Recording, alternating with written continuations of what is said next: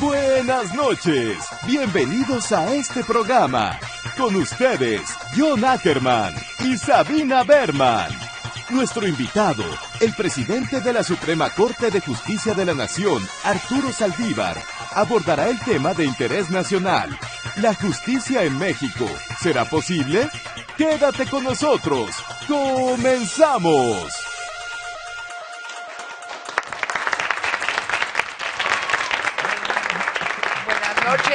Buenas noches. Buenas noches. ¿Cómo Hoy están? tenemos un invitado que es justo decirlo, es de lujo. El ministro presidente de la Suprema Corte de Justicia Nacional, Arturo Saldívar. Vamos a hablar con él de casos emblemáticos donde la justicia y los mexicanos nos hemos enemistado y luego de si es posible una reconciliación y cómo. Y por supuesto, inevitablemente de la renuncia del juez supremo Medina Mora. Pues la Corte ahorita está en el ojo del huracán, desde luego, y aquí sabes que estás rodeada de abogados, Sabina. Así es. Son puros abogados aquí en el estudio. Un aplauso aquí para los chavos de la Facultad de Derecho. A ver, ¿quiénes son? Y de la Escuela de Derecho Ponciano Arriaga. Eso. Así que, no, cuidado, con lo que digas, porque un amparo por ahí, una demanda por ahí, cualquier cosa, Pero la verdad es que es chistoso, porque la justicia en este país pareciera algo inalcanzable, pero hay tanta calidad moral. Yo doy clases en la Facultad de Derecho de la UNAM. Antes daba de posgrado, ya abogados ya muy formados, doctorado, maestría. Pues desde hace varios años yo doy de primero o segundo semestre las clases de Teoría General del Estado y Teoría de la Constitución. Y me llena de una esperanza increíble cada vez que doy clases ahí, porque los jóvenes, la juventud está creciendo con otro chip, ¿no? En esta Suprema Corte, y por eso me da tanto gusto tener a alguien como Arturo Saldívar aquí, porque él para mí representa pues una nueva ética, una nueva visión de la justicia y el poder judicial, una persona que ha estado en la línea de batalla en pues casi todos los casos más avanzados y claves de estos tiempos. Es la un juez guardería progresista. ABC, así es, la guardería ABC, la marihuana, el aborto, el caso Florence Cassé, y ahora su llegada a la presidencia de la Corte implica una nueva etapa, esperemos, en la justicia de este país. Él ha dicho que lo representará y ha dicho que la Suprema Corte necesita ser más cercana a la gente. Esta es una afirmación muy novedosa y que debe reaccionar al mandato de los mexicanos en las urnas. Le vamos a preguntar exactamente qué quiere decir eso. Muy bien, pues sin más, vamos primero con nuestro stand-up con Blanca Salces. Un aplauso, por favor.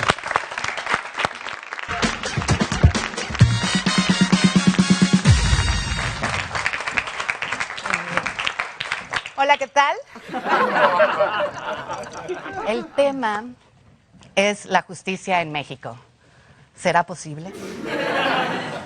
Yo siento que no tengo derecho a guardar silencio y que todo lo que diga será usado en mi contra. Y no me parece justo. Pero tengo que ser honesta. Desde antes que yo tuviera memoria, la justicia en México ha sido más escasa que el apoyo ciudadano a las protestas de los taxistas y policías.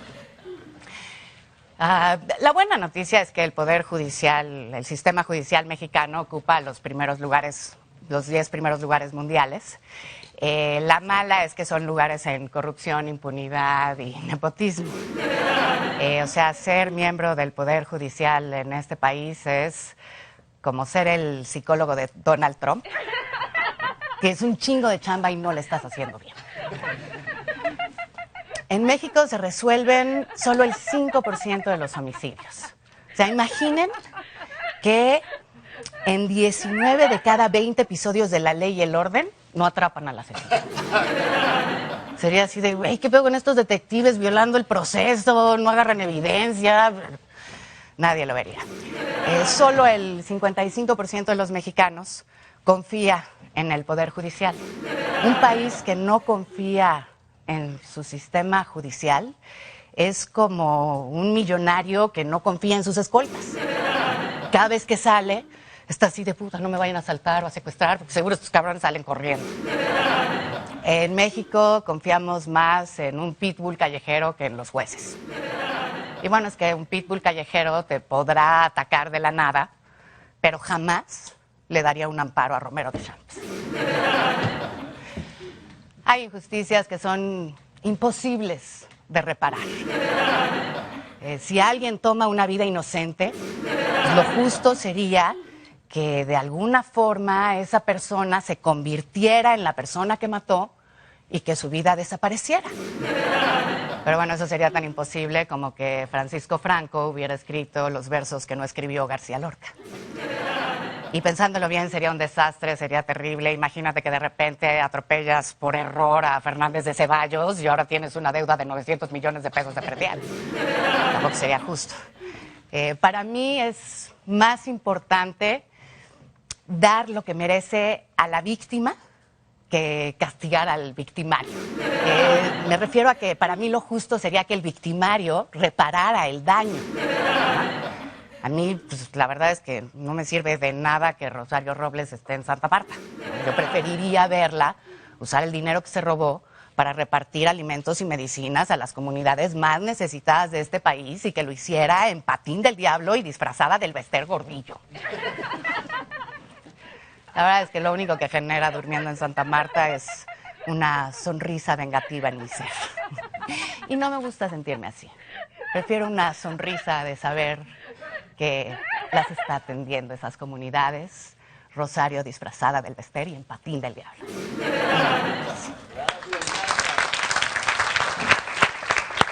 Muchas gracias, pues ya está aquí el señor ministro presidente Arturo Saldívar. Pásale, por favor, un gran aplauso aquí. Bienvenido, Arturo. Muchísimo gusto. Gracias. Sabina.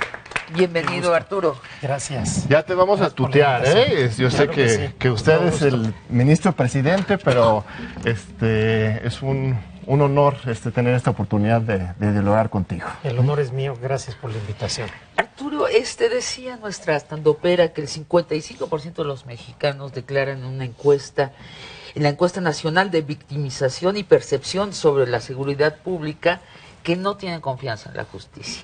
Y el 69%, más gravemente el 69%, considera que la justicia en México es corrupta. ¿Cuesta dinero la justicia en México? ¿Solo la pueden comprar los ricos? Yo creo que hay que distinguir primero diferentes partes de la justicia. Primero, una cosa es la procuración de la justicia, otra cosa es la impartición de la justicia con los jueces. Una cosa es la justicia local de las distintas entidades federativas y otra cosa es la justicia federal. Creo que hay siempre que distinguir las esferas porque las problemáticas son distintas. La gente no tiene por qué distinguirlo y entonces la percepción efectivamente es esa. Sin duda, al margen de esto, creo que la justicia en México sí tiene problemas de corrupción, de diferente seriedad, dependiendo de qué entidad estemos hablando, pero yo de la única que puedo hablar es de la que represento y encabezo. De la Suprema Corte. Del Poder Judicial Federal. En el Poder Judicial de la Federación, efectivamente, no podemos desconocer que hay problemas de corrupción.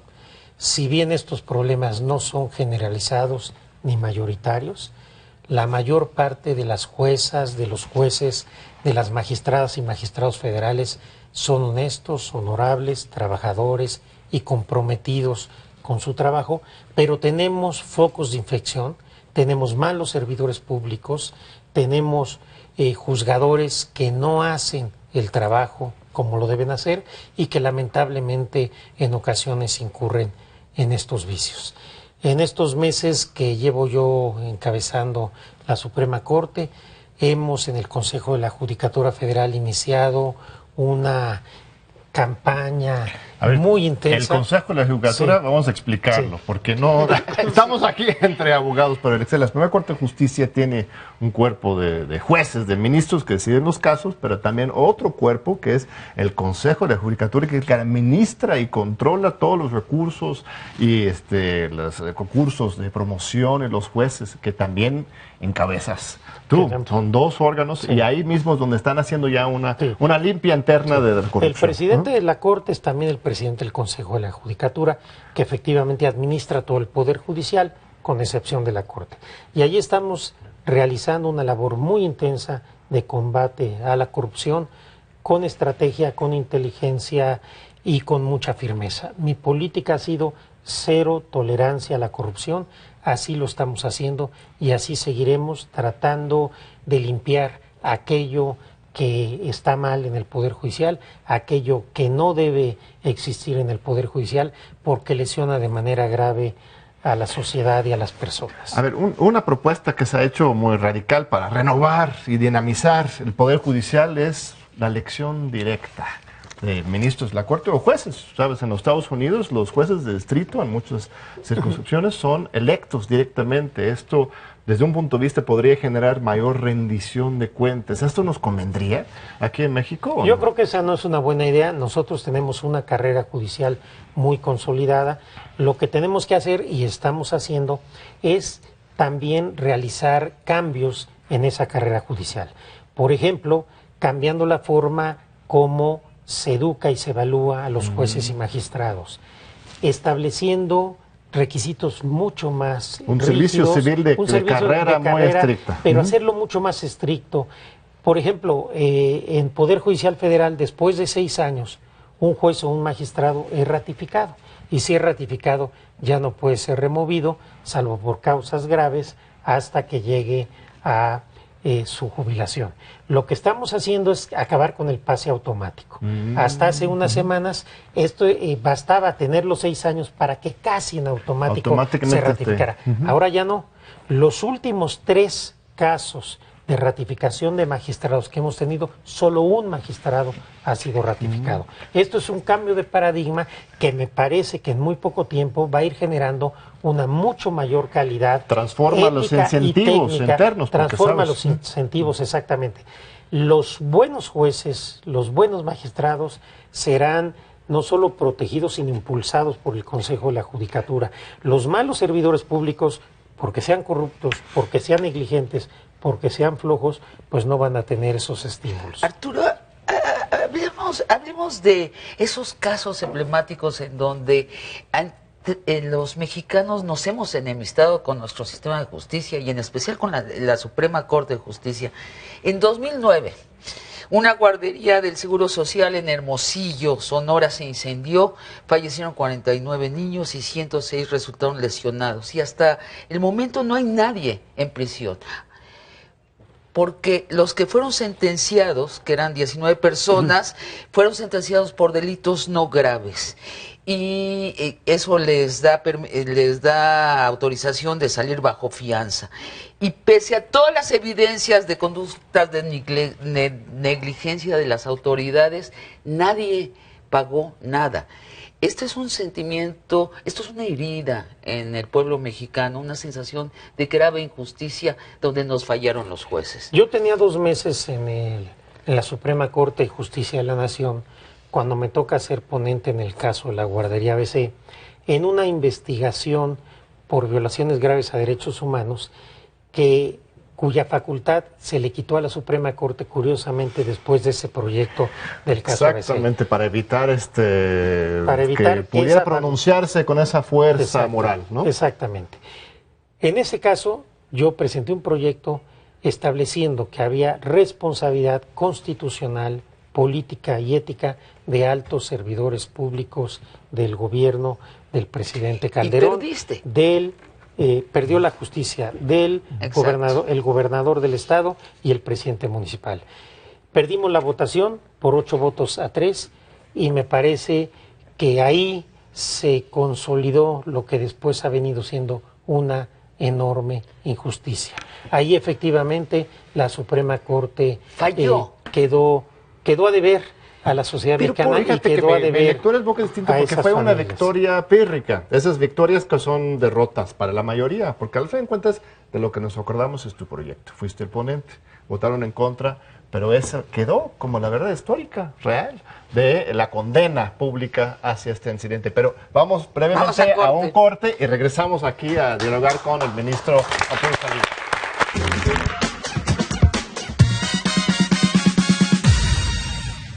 Una de las convicciones más arraigadas en la sociedad mexicana es que en nuestro país no hay justicia.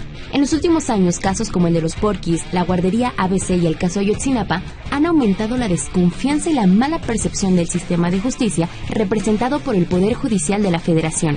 De acuerdo con la Encuesta Nacional de Victimización y Percepción sobre Seguridad Pública 2019, el 68.4% de la población de 18 años y más considera que los jueces son corruptos. Dada la situación, hay que preguntarnos, ¿el Estado de Derecho es posible en México? Antes de contestar esto, veamos a qué se refiere este término. En el Índice de Estado de Derecho 2019 del World Justice Project, se establece que es el sustento de comunidades de igualdad, oportunidades y paz. Funge como la base del desarrollo de gobiernos transparentes que rinden cuentas y del respeto a los derechos fundamentales. Cuando un Estado de Derecho es efectivo, se reduce la corrupción, se protege a las personas de injusticias y se combate a la pobreza. De acuerdo con este índice, la situación de nuestro país es la siguiente. De un total de 126 países evaluados, México se ubica en la posición 99, con un puntaje de apenas 0.45, en una escala donde 1 significa el pleno Estado de Derecho. Nos ubicamos por debajo de países como Marruecos, Sudáfrica y Colombia. Por otra parte, en el rubro que evalúa el sistema de justicia civil, nos ubicamos en el lugar 113 y en justicia penal en la posición 115. Este índice se calcula con información tanto de encuestas a la población general como de cuestionarios a expertos. Actualmente uno de los cambios más notorios en el Poder Judicial fue que en enero de este año los ministros de la Suprema Corte de Justicia de la Nación acordaron disminuir sus remuneraciones en 25% respecto de 2018, esta como una medida de austeridad y racionalidad del gasto. El nuevo ministro presidente de la Corte, Arturo Saldívar, ha señalado que nos hace falta hacer una Corte más austera, más transparente, más cercana a la gente, con mayor sensibilidad social y humana, una Corte que entienda los tiempos que estamos viviendo, que entiende el hartazgo y la inconformidad de la gente. Es evidente que México necesita mejorar su Estado de Derecho. ¿Qué hacer para lograrlo? ¿Hasta dónde llegan las raíces de la corrupción? ¿Cuál es el proyecto de reforma al Poder Judicial que propone la nueva Suprema Corte?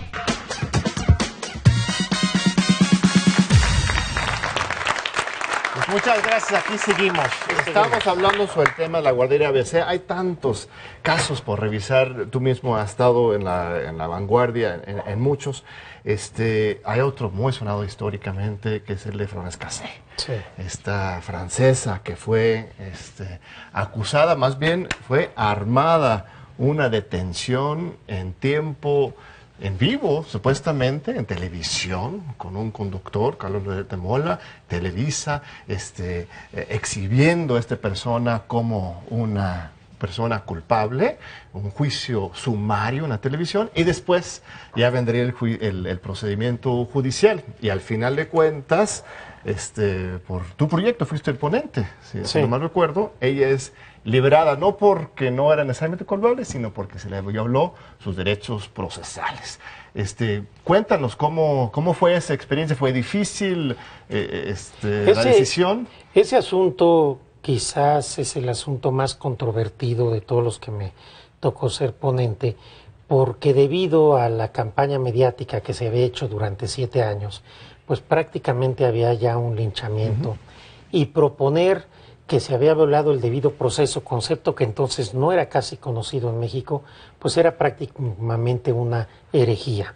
Ahí la Corte, en particular yo cuando presté el proyecto, sin importar las presiones políticas, personales, el linchamiento mediático e incluso la impopularidad, presenté un proyecto estableciendo que toda vez que se había realizado este montaje en el que se habían violado por completo los mínimos elementos de defensa, se tenía que liberar a esta persona por precisamente esta violación al debido proceso.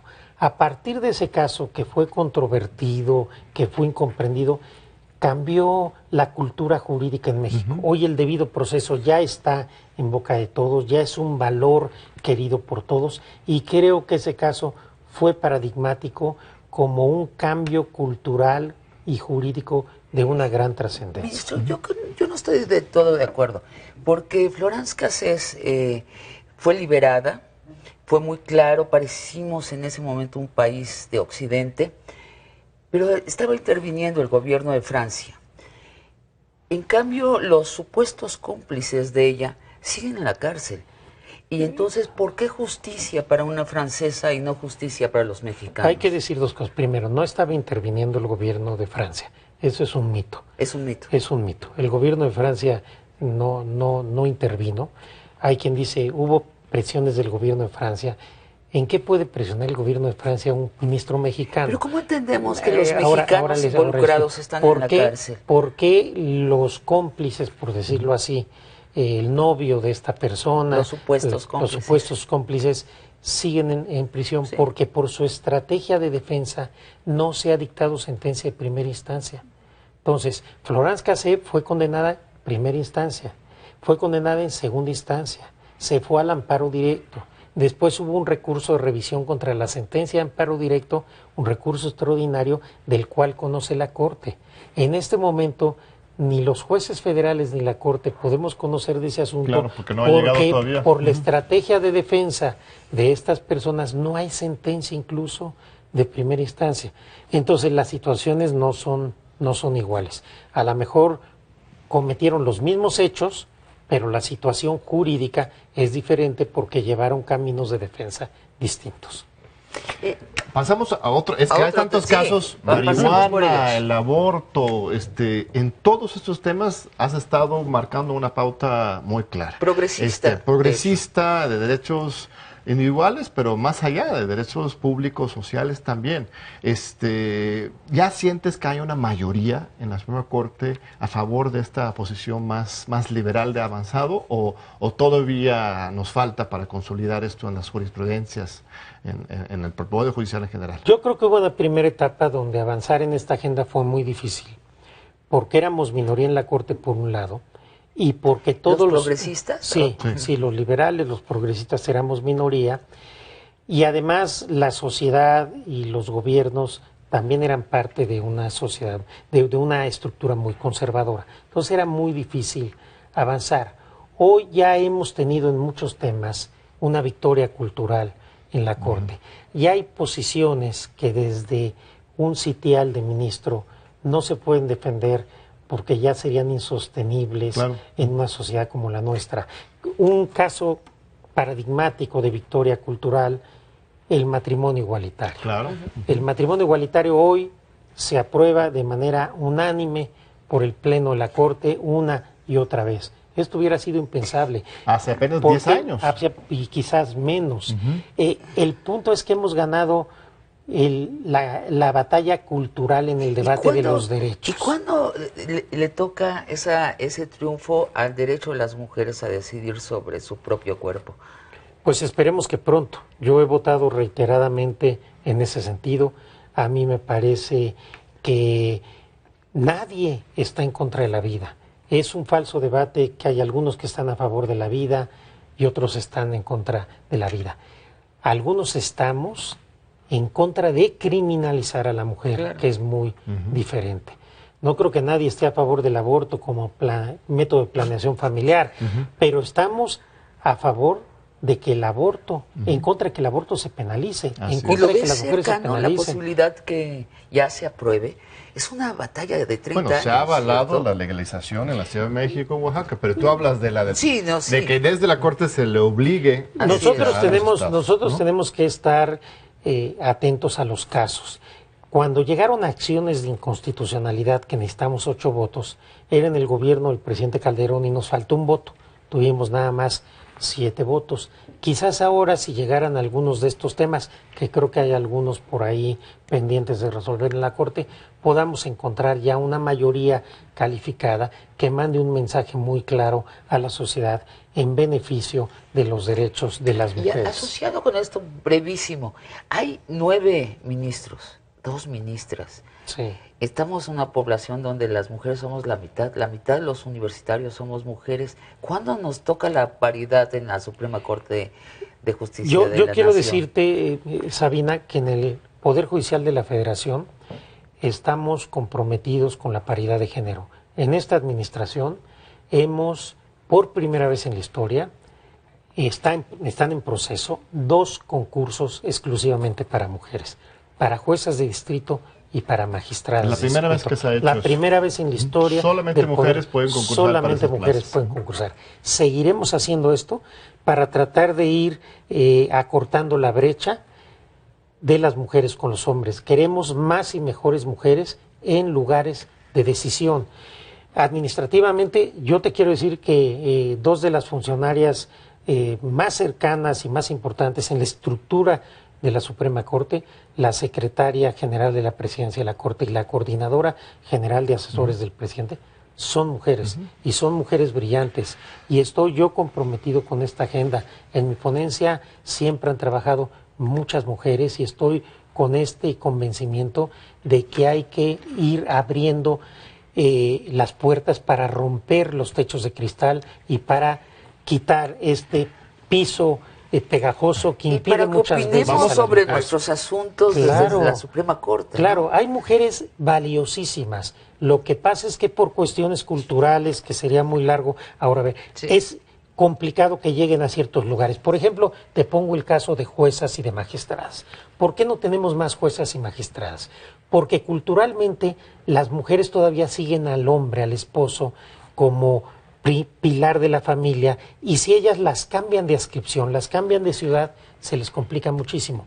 El concurso exclusivo para mujeres, juezas y magistradas, lleva como condición adscripciones preferentes. Tratar de cuidar el núcleo familiar para privilegiar a las mujeres para que puedan estar en adscripciones en lugares cercanos a su familia. Son acciones afirmativas para tratar de que tengamos cada vez más juezas y más magistradas en el Poder Judicial. Pues seguimos revisando los casos emblemáticos, pero antes Vamos a un corte. Sí. Vámonos a un corte, vamos a ver las redes.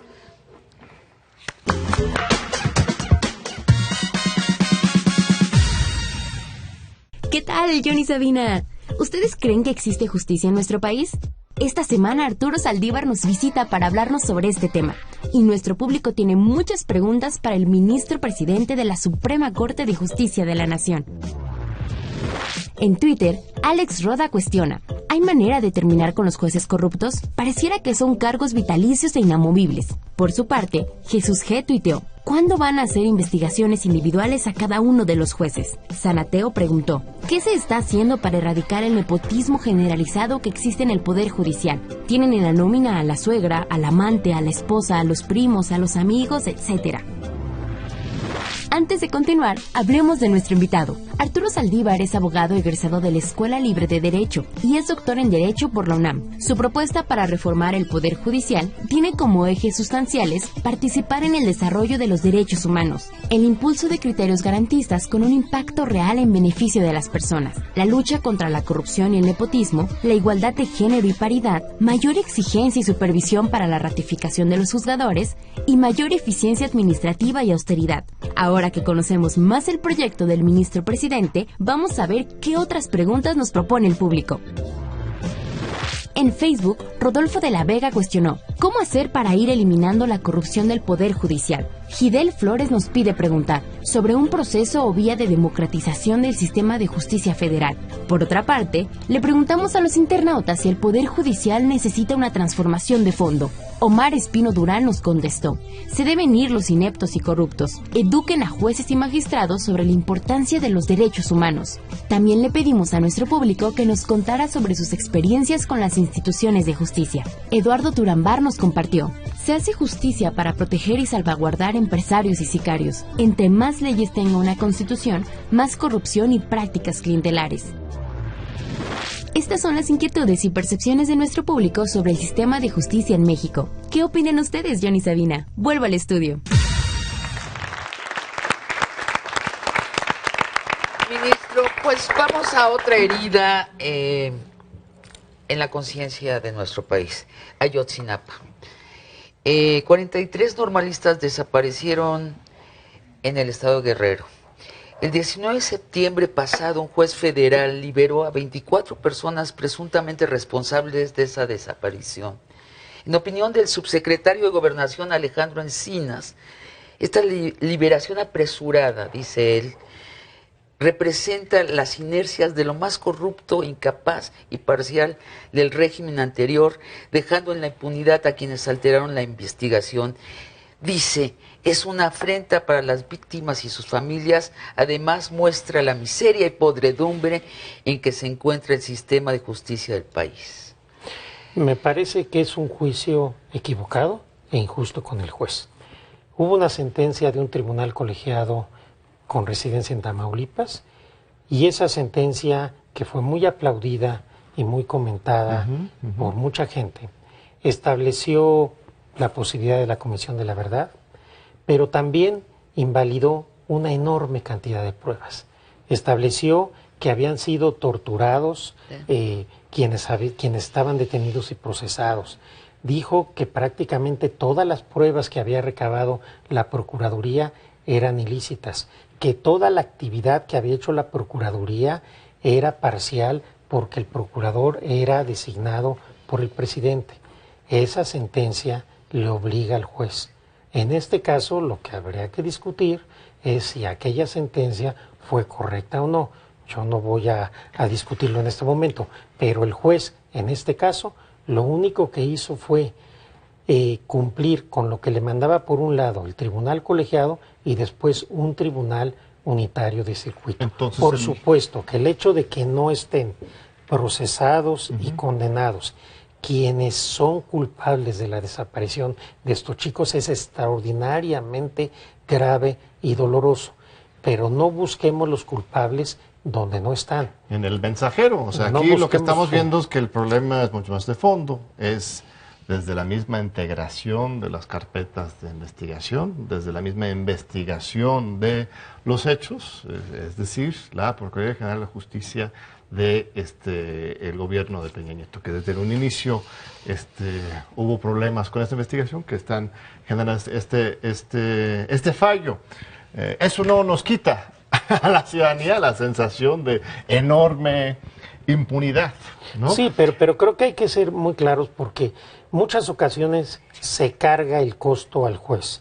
Y así como hay jueces que no actúan bien y que pueden ser corruptos, hay jueces que están arriesgando su vida en muchos lados del país con el tema de la delincuencia organizada. ¿Sabremos algún día quiénes son los culpables? No lo sé, a mí no me toca investigar, yo no estoy al tanto de las investigaciones, estoy al tanto de esta sentencia y estoy al tanto también de la sentencia del juez, porque como presidente de la Corte y del Consejo tuve que hacerme cargo de ella, sobre todo cuando vinieron estas críticas. Yo creo que la crítica hay que hacerla a quien la merece, y hay que reconocer pues cuando los jueces o actúan bien o están supeditados a una sentencia de un tribunal superior. Muy bien, vamos a involucrar aquí a nuestros alumnos, estudiantes, colegas que están escuchando muy atentamente. Por favor, Eduardo, nuestro número. Número 25. El 25. A ver, que no les den pánico escénico. A ver. La abogada. Tu nombre, escuela y pregunta. Buenas noches, mi nombre es Frida Macías, vengo de la Facultad de Derecho y bueno, mi pregunta es la siguiente. ¿Qué medidas se impondrán o propondrá el Consejo de la Judicatura para acercar al pueblo y a las personas y que éste llegue a una verdadera cultura de la legalidad? Estamos haciendo muchas cosas, estamos generando una nueva dinámica y política de comunicación social, tratando de estar más cerca de la gente, tanto en redes sociales. Cambiamos el canal judicial, lo transformamos en Justicia TV para tratar precisamente de estar más cerca de la gente y de los jóvenes. Hay unos programas incluso donde van jóvenes, así como ustedes, a debatir. El hecho de que el presidente de la Corte esté en un programa como estos no es usual. Soy el primer presidente de la Corte en la historia que dé entrevistas que va a programas de televisión. Todo lo que estamos tratando de hacer es efectivamente acercarnos a la gente, traducir nuestros mensajes, tratar de escucharlos también, saber cuál es el sentimiento, cuáles son los problemas y poner toda nuestra parte para que las cosas que estamos haciendo bien se sepan y para que ustedes también sepan que estamos conscientes de las cosas que no están bien y que estamos en la mejor disposición de mejorarlas. Yo dije antes de llegar a la presidencia de la Corte que teníamos que ser autocríticos y yo soy profundamente autocrítico. Tengo muy claro que falta en el Poder Judicial en qué nos hemos equivocado y también tengo muy claro lo que hemos avanzado en estos meses desde que llegué a la presidencia. ¿Y cuál es tu relación con el presidente de la República? Tengo... Arturo, ¿cuál Sí. es? Porque hay Sí. mucho, aquí no Sí. están saliendo ahorita, bueno, cuando Sí. yo mandé unos mensajes por redes estos días, hay mucha fantasía de que de alguna forma Medina Mora, su renuncia fue un orden de la presidencia de la República a ti y que tú lo forzaste, que esa idea de la austeridad no es tuya, sino que es una aplicación de órdenes del Palacio Nacional. ¿Cómo ha sido esa relación con el Ejecutivo? Varias cosas. Primero, yo tengo una relación cordial, afectuosa, respetuosa con el presidente de la República. Es un hombre al que le tengo aprecio y que estoy realmente muy, digamos, de acuerdo en muchas de las cosas que está haciendo porque hay coincidencias previas sobre ciertas maneras de ver el mundo y de ver al país. Se dice, por ejemplo, que yo me he montado en el discurso del presidente en el tema de la austeridad. Hace 10 años, cuando yo fui candidato a ministro en el Senado de la República, dije que requeríamos una corte más austera. El tema de la austeridad es algo que siempre me ha acompañado, que siempre he defendido, que siempre he dicho. Combate a la corrupción es algo que he dicho yo también desde hace muchos años y lo he dicho por escrito y lo he dicho en entrevistas, etcétera. Entonces, la relación personal es buena, es respetuosa, es cordial y diría yo que incluso es afectuosa y eso no tiene nada de censura. Eso no afecta la autonomía o la independencia. Por el otro lado, también lo he dicho, yo lo reitero, el presidente López Obrador ha sido profundamente respetuoso con la independencia del Poder Judicial. No hemos recibido de su parte ninguna insinuación, ninguna recomendación, mucho menos presión en los asuntos que estamos manejando, cosa que también he dicho, no se podría decir de algún otro presidente. Es excepcional que sí esto. Amenazó, que sí presionó y que yo no solo soy testigo, porque fui objeto de esas presiones. Pero eso a veces, Felipe Calderón, eso se nos olvida. Y entonces a un presidente que es respetuoso, que no interviene en la vida del Poder Judicial, pues de repente se le quieren colgar ciertas cuestiones que realmente no ha hecho. Y por último, la renuncia del ministro Medina Mora fue una decisión personal de él que yo respeto y sobre la cual precisamente por ese respeto que tengo a su decisión y a él en lo personal no voy a expresar ningún otro comentario. Yo quisiera sobre Medina Mora. Medina Mora te envía una carta. No, a mí no me envió ninguna carta. Bueno, donde se la envió renuncia al presidente de la Suprema Corte de Justicia. No, la envió al presidente de la República. Okay. Para la renuncia de un ministro, el presidente de la Corte no tiene intervención. La renuncia se le envía al presidente de la República, el presidente de la República la acepta y una vez que la acepta el presidente la envía al Senado para su aprobación. Bueno, déjame, voy a la pregunta. Sin embargo, y tú has sido muy claro, tú no te vas a pronunciar al respecto, pero Santiago Nieto, titular de la Unidad de Inteligencia Financiera de la Secretaría de Hacienda, dijo textualmente que Medina Mora emitió resoluciones que permitieron desbloquear 2,000 millones de pesos de cuentas bancarias de delincuentes, traficantes de personas y políticos corruptos. Entonces, mi pregunta es, ¿qué tan común ha sido en la Suprema Corte de Justicia que haya vasos comunicantes entre el crimen y los jueces?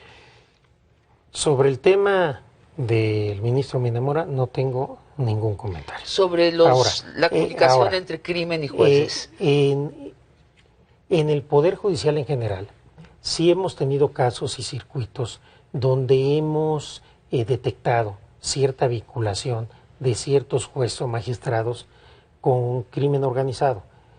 Tuvimos algunos casos que incluso se hicieron públicos y estamos trabajando en ello. Por supuesto que hay casos así, pero también hay otros casos, que son la mayoría, donde los jueces están en esta disyuntiva de plata o plomo. Cuando los jueces son amenazados, de si no dictan una sentencia en un sentido, van a recibir un daño a ellos o su familia. Estamos generando un programa para protección de los jueces y de sus familias. Esto es algo que me preocupa muchísimo, porque de verdad todos los días tenemos jueces y magistrados que están literalmente arriesgando su vida, y creo que la sociedad debería saberlo también. No todos los jueces son malos. Tenemos muchos jueces que se enfrentan al crimen organizado dictando las sentencias que deben dictar, corriendo verdaderos riesgos a su integridad física. Vamos con una pregunta más antes que nos acabe este corte. Número 10. 10. De la suerte. A ver, ¿quién es? Adelante. Buenas noches, ministro. Hola. Mi nombre es Andrea Santos, también soy egresada de la UNAM. Y mi pregunta es en torno a el activismo judicial, o también llamado a veces jurisprudencia creativa. ¿Es una forma viable o efectiva que puede llevar a cabo el Poder Judicial Federal, sobre todo para poder ampliar en términos de democracia, en términos de igualdad, en términos de derechos humanos, precisamente poder ampliar esos derechos humanos, o incluso, como en otros lugares de América Latina, poder hacer valer nuevos derechos? Gracias. Me están avisando que vamos a corte. Sí. Ahorita regresamos con la respuesta del ministro. Muchas gracias. Ahorita.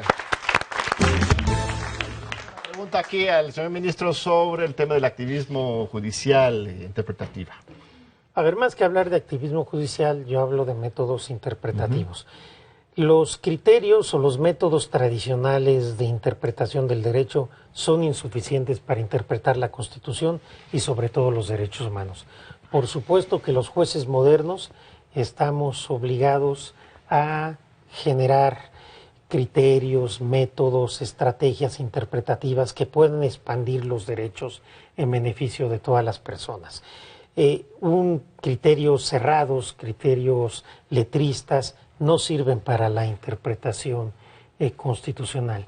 De tal suerte que sí, yo estoy comprometido con una interpretación creativa y evolutiva de la Constitución, y eso es lo que nos ha permitido ampliar y exponenciar los derechos humanos en México. Incluso ayer lanzaste un tuit con una cita, un texto sobre el concepto del constitucionalismo transformador, que para algunos abogados juristas más tradicionales les podría generar un poco de nerviosismo. ¿Qué es esto del constitucionalismo Para ponerlo transformador? en términos muy sencillos, es ese compromiso de los jueces en verdaderamente hacer diferencia en la sociedad, lograr a través de las sentencias un cambio en las estructuras económicas y sociales de una sociedad a partir de los derechos humanos.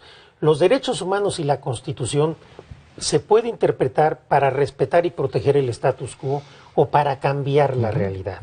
Cuando yo digo que estamos empeñados en transformar el Poder Judicial y en transformar la realidad, inmediatamente se piensa que el término transformar o transformar es exactamente el mismo que usa el presidente o la Cuarta Transformación. Es la misma palabra, pero tiene distintas concepciones, porque uno es desde el punto de vista político y otro es desde el punto de vista técnico jurídico. Entonces, hablamos de esa posibilidad de que los juristas, sobre todo los jueces, estemos comprometidos con el cambio social. Y tampoco hay necesidad de que haya conflicto entre poderes. Es que eso es un tema. Algunas personas imaginan que la Corte tendría que ser un partido de oposición, tendría que estar atacando todo lo que haga el presidente, pero también se vale que camine en un mismo sentido. Esa es la historia de Latinoamérica. El Poder Judicial a menudo ha estado del lado de golpes de Estado Brasil, hacia Ecuador. Ujú. países que intentan transformarse por la izquierda. Hay una organización que se llama No Más Derroches, que presentó quién sabe cuántas amparos para parar obras públicas que se ha propuesto la 4T.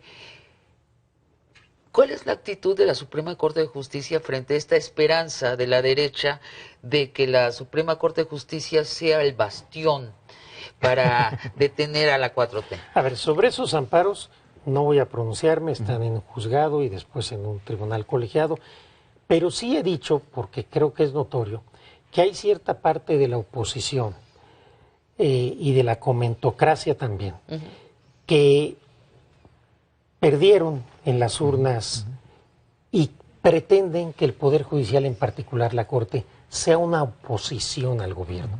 En ningún país desarrollado los jueces son oposición del gobierno. Pero en Brasil lo porque fueron. sería obstaculizar permanentemente la actividad de un gobierno que fue electo popularmente.